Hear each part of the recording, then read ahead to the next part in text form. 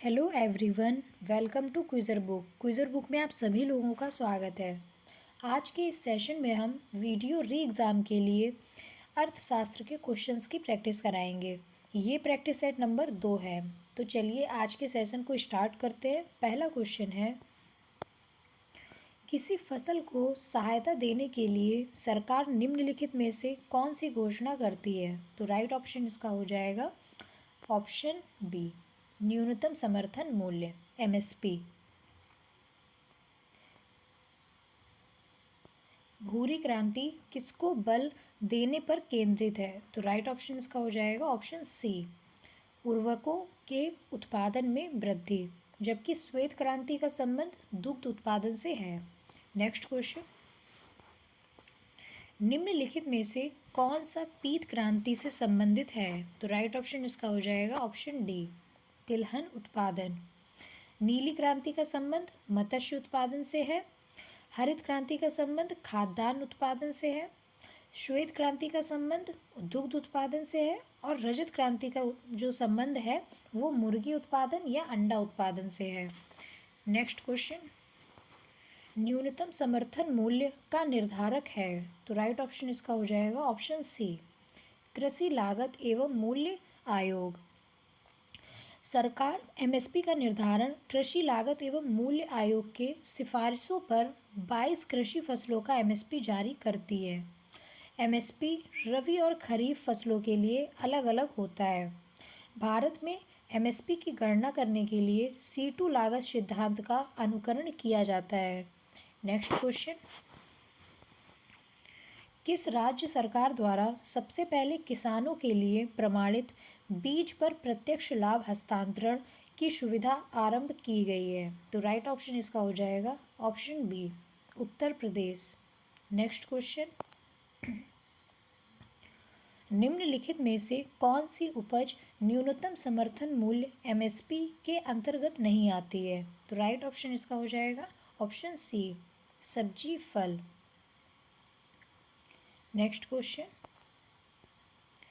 निम्नलिखित में से कौन सी दाल न्यूनतम समर्थन मूल्य एमएसपी के अंतर्गत सम्मिलित नहीं है? तो इसका राइट ऑप्शन हो जाएगा ऑप्शन बी, मसूर। और वर्तमान में मसूर को भी एमएसपी के अंतर्गत शामिल कर लिया गया है। वर्ष 2021 में इसका न्यूनतम समर्थन मूल्य 5,500 रुपये क्विंटल है।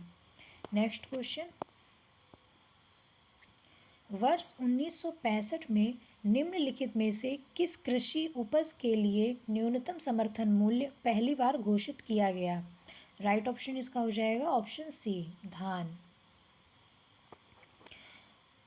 और इस संबंध में वर्ष 1965 में कृषि मूल्य आयोग की स्थापना की गई, जिसका नाम वर्ष 1985 में बदलकर कृषि लागत और मूल आयोग कर दिया गया। नेक्स्ट क्वेश्चन, इनमें से कौन सा भारत में कृषि विपणन के मुख्य दोषों में से एक नहीं है? तो राइट ऑप्शन इसका हो जाएगा ऑप्शन सी, अनुकूल मंडी। जो कृषि विपणन के मुख्य दोष हैं वो कौन कौन से हैं? भंडारण की सुविधा की कमी, परिवहन की कमी, मार्केट इंटेलिजेंस की कमी और वित्तीय स्रोत की कमी, जिसमें और इनमें जो है वो अनुकूल मंडी कृषि विपणन के दोषों में शामिल नहीं है। नेक्स्ट क्वेश्चन,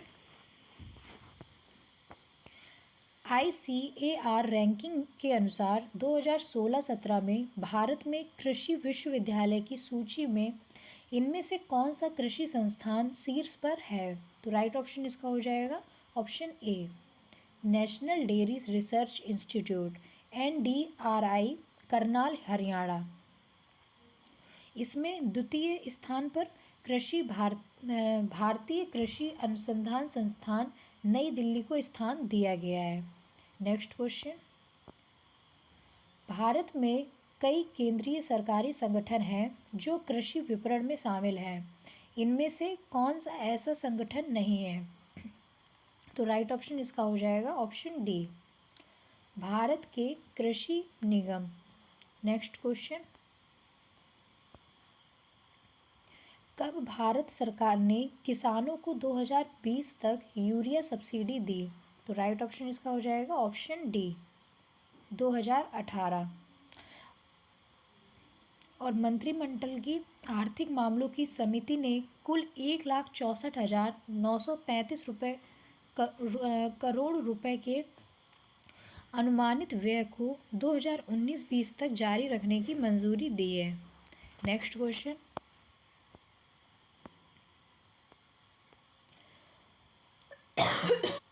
2019-20 में विपणन के लिए गेहूं का न्यूनतम समर्थन मूल्य डैश प्रति क्विंटल है? तो राइट ऑप्शन इसका हो जाएगा ऑप्शन डी 1,840। और भारतवर्ष ने वर्ष 2021-22 के लिए गेहूं का न्यूनतम समर्थन मूल्य 40 रुपये से बढ़ाकर 2015 रुपये प्रति क्विंटल कर दिया गया है। नेक्स्ट क्वेश्चन, अधिक अन्न उपजाओ अभियान किस वर्ष में प्रारंभ किया गया? तो राइट ऑप्शन इसका हो जाएगा ऑप्शन बी 1948 में। और इसका उद्देश्य किसानों के लिए बेहतर तकनीकी की व्यवस्था करना था ताकि उपज की मात्रा बढ़ाई जा सके। यह अभियान अपने लक्ष्यों को प्राप्त करने में विफल रहा था। नेक्स्ट क्वेश्चन, भारत में मुख्य नाइट्रोजन उर्वरक यूरिया के लिए सब्सिडी को एक नीति के माध्यम से विनियमित किया जाता है जिसमें इसे किसानों को डैश प्रति टन के अधिकतम खुदरा मूल्य नीम कोटेड के लिए 5% अतिरिक्त पर प्रदान किया जाता है। तो राइट ऑप्शन इसका हो जाएगा ऑप्शन डी 5,360। नेक्स्ट क्वेश्चन, उच्च पैदावार वाले बीज की किस्में सोनालिका और कल्याण सोना किस फसल से संबंधित हैं? तो राइट ऑप्शन इसका हो जाएगा ऑप्शन सी गेहूं से। और गेहूं की अन्य किस्में कौन कौन सी हैं? Malviya 533, RL 213, KRL 210, Sujata DL 803, राज 1555 आदि। नेक्स्ट क्वेश्चन, भारत सरकार के न्यूनतम समर्थन मूल्य के अंतर्गत कितनी फसलें शामिल की जाती हैं? तो राइट ऑप्शन इसका हो जाएगा ऑप्शन सी 24। इसके लिए सरकार किसानों की फसल के लिए एक निश्चित मूल्य निर्धारित करती है जिसमें किसानों को घाटा ना हो। इसके अंतर्गत 24 फसलें आती हैं जिसमें 14 खरीफ की, 7 रबी की और 3 वाणिज्यिक फसलें सम्मिलित हैं। नेक्स्ट क्वेश्चन,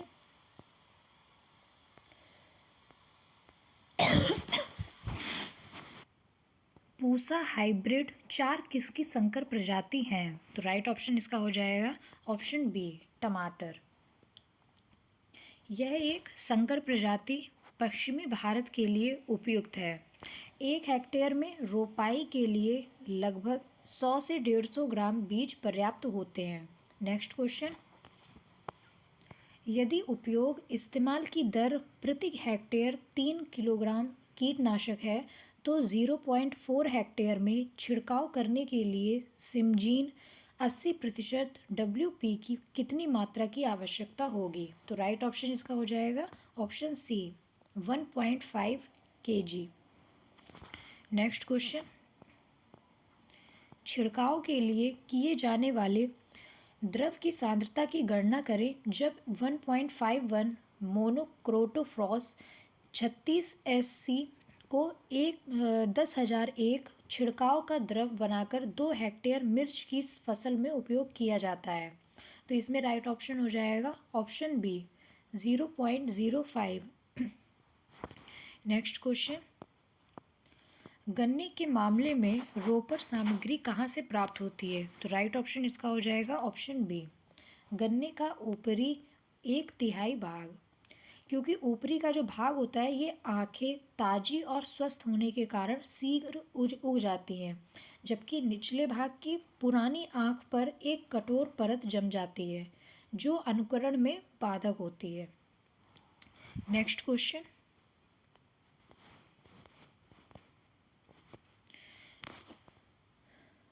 मार्च 2018 में भारत सरकार ने 2020 तक किसानों की यूरिया सब्सिडी बढ़ा दी। इस पहल का उद्देश्य क्या था? तो राइट ऑप्शन इसका हो जाएगा ऑप्शन बी, वैधानिक नियंत्रित कीमतों पर यूरिया की पर्याप्त आपूर्ति सुनिश्चित करना। प्रधानमंत्री नरेंद्र मोदी की अध्यक्षता में मंत्रिमंडल की आर्थिक मामलों की समिति ने कहा था कि यूरिया की सब्सिडी योजना जारी रहने से किसानों को वैधानिक नियंत्रित कीमतों पर पर्याप्त मात्रा में यूरिया की आपूर्ति सुनिश्चित करने की मदद मिलेगी। नेक्स्ट क्वेश्चन, भारत द्वारा निर्यात की जाने वाली शीर्ष 5 वस्तुओं में से कौन से 2 कृषि उत्पाद हैं? तो राइट ऑप्शन इसका हो जाएगा ऑप्शन सी, चावल और चीनी। नेक्स्ट क्वेश्चन,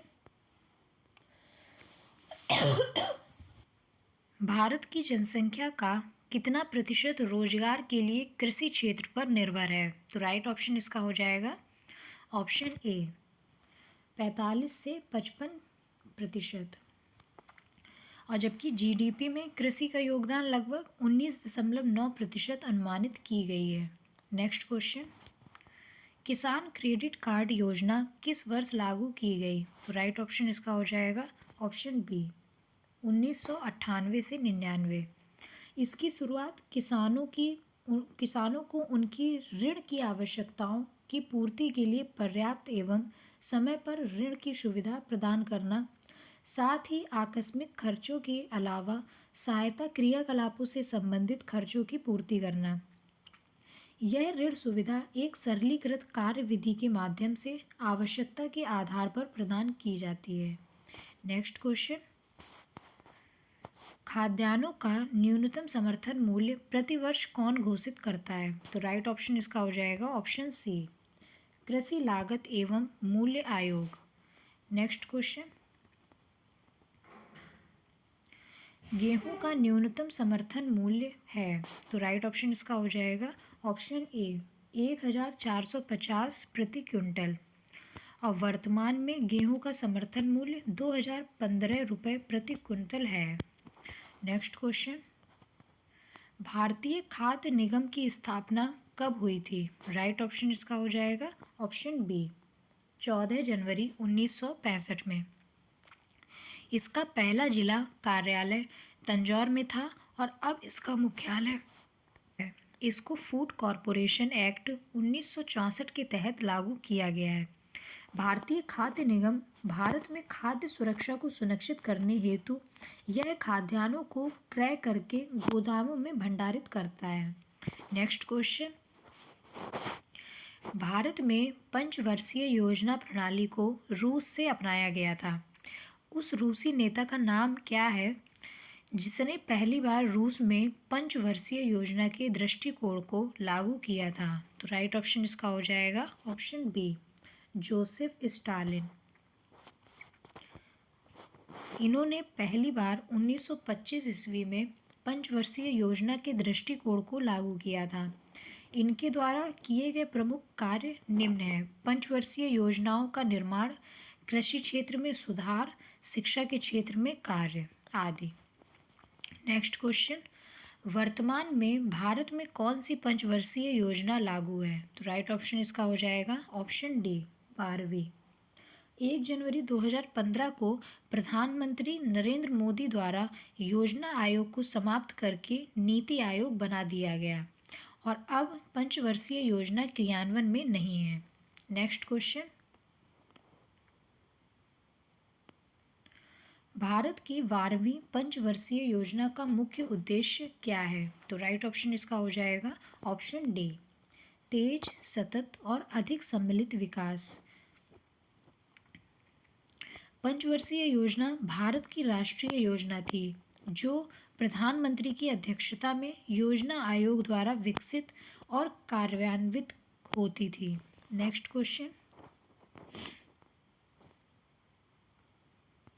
गरीबी हटाओ का नारा किस पंचवर्षीय योजना काल में दिया गया था? तो राइट ऑप्शन इसका हो जाएगा ऑप्शन डी, 6ठी पंचवर्षीय योजना में। इस योजना के दौरान गरीबी हटाओ का तो ये नारा दिया गया और जबकि निर्धनता उन्मूलन, पाँचवीं जो पंचवर्षीय योजना में दिया गया था। इसका मुख्य उद्देश्य तेज, टिकाऊ, अधिक समावेशी और धारणीय विकास है। नेक्स्ट क्वेश्चन,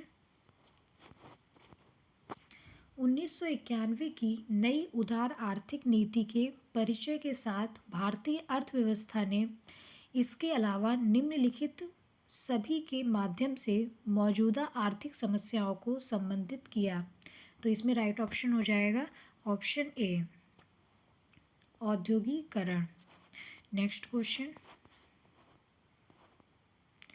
और जो 1991 की नई उदार आर्थिक नीति थे उसके 3 घटक थे। कौन कौन से थे? उदारीकरण, निजीकरण, वैश्वीकरण। नेक्स्ट क्वेश्चन, नोट किसके द्वारा हस्ताक्षर होता है? तो राइट ऑप्शन इसका हो जाएगा ऑप्शन ए, आरबीआई गवर्नर। और 1 रुपए के नोट पर वित्त मंत्रालय के वित्त सचिव का हस्ताक्षर होता है।